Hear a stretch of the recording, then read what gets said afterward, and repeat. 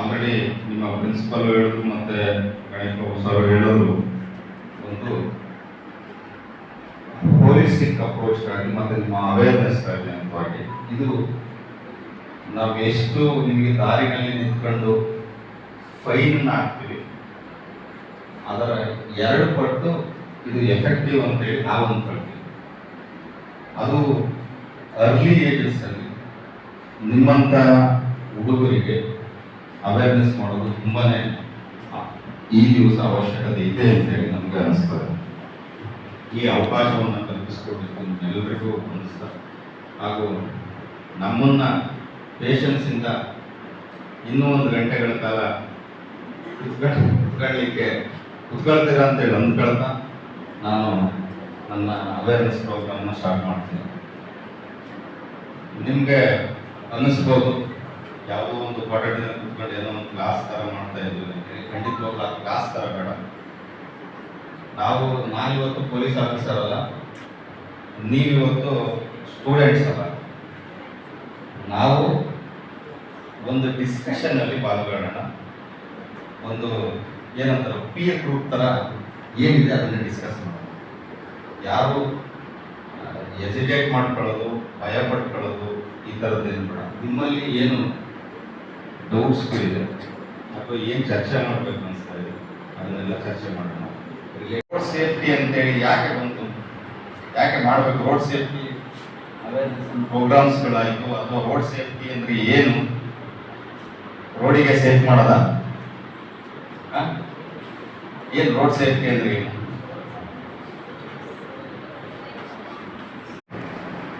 ತಪ್ಪಿಲ್ಲ, ನಮಗೆ ಗೊತ್ತಿಲ್ಲದಿರೋದನ್ನ ತಿಳ್ಕೊಳ್ಳಿಕ್ಕೆ ಅಥವಾ ಹೇಳಲಿಕ್ಕೆ ಯಾವುದೂ ಏನು ತಪ್ಪಿಲ್ಲ.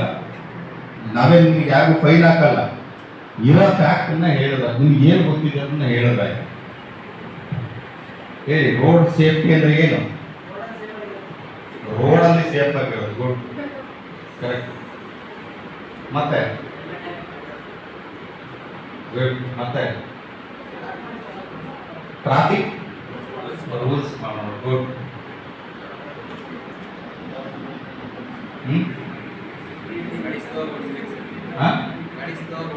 ಗಾಡಿ ಸ್ಲೋ ಓಡಿಸೋದು, ಗುಡ್. ಡ್ರಂಕ್ ಅಂಡ್ ಡ್ರೈವ್ ಮಾಡಬಾರ್ದು, ಆಲ್ ವೈಲೇಷನ್ಸ್ ಅಲ್ವಾ. ರೋಡ್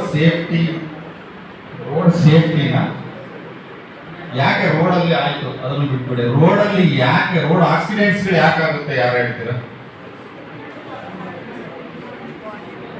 ರೂಲ್ಸ್ ಫಾಲೋ ಮಾಡಿಲ್ಲ ಅಂತ, ಗುಡ್. ಮತ್ತೆ ಓವರ್ ಸ್ಪೀಡ್, ಗುಡ್. ಅದೇ ರೂಲ್ಸ್, ಅದೆಲ್ಲ ರೂಲ್ಸ್ ಅಲ್ಲೇ ಬಂದ್ಬಿಡುತ್ತೆ. ನಿಮ್ಮ over speed, drunk and drive ಇವೆಲ್ಲ ರೂಲ್ಸ್ ಅಲ್ಲೇ ಬಂದ್ಬಿಡ್ತದೆ. ಏನು ಕಾರಣಗಳಿರ್ತವೆ ರೋಡಲ್ಲಿ ಒಂದು ಆಕ್ಸಿಡೆಂಟ್ ಆಗ್ಬೇಕು ಆದಾಗ, ಯಾವ್ಯಾವ ಕಾರಣಗಳು ಮೇನ್ ಆಗಿ ಇರಬಹುದು? Wheeling, very good. ಮತ್ತೆ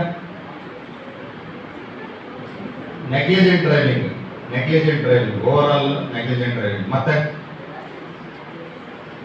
ಅದೊಂದೇ, ಮತ್ತೆ ಯಾರು ಬೇರೆ ಏನು ಹೇಳಿದ್ರು? ತಪ್ಪಿಲ್ಲ, ಹೇಳಿ ಯಾವ್ದ್ರಿಂದ ಆಕ್ಸಿಡೆಂಟ್ ಆಗ್ತದೆ ಅಂತ. Phone use, correct. Violation of traffic rules, phone usage while driving, rash and negligent driving, correct. Very good.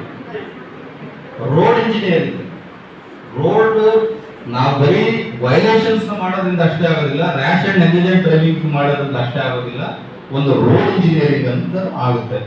ಮತ್ತೆ ಎರಡು ಪಾಯಿಂಟ್ ಕವರ್ ಆಯ್ತು. ಮತ್ತೆ ಯಾರಿಗೆ ಬೇರೆ ಏನು ಅನ್ಸುತ್ತೆ?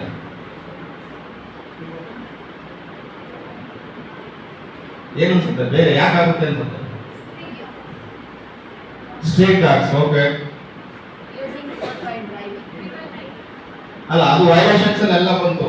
ಆಲ್ ರೋಡ್ ವೈಲೇಷನ್ಸ್ ಅಲ್ಲಿ ನಿಮ್ಮ rash and negligent, without DL, without helmet, drunk and drive, ಇವೆಲ್ಲ ನಮಗೆ ಸಿಗ್ನಲ್ ಜಂಪ್, ಓವರ್ ಸ್ಪೀಡ್ ಎಲ್ಲದನ್ನು ಸಹ ನಮ್ಮ ನೆಗ್ಲಿಜೆಂಟ್ ಆಕ್ಟ್ ಇಂದ ತಾನೆ ಅದರಲ್ಲೆಲ್ಲ ಬಂತು. That is one point.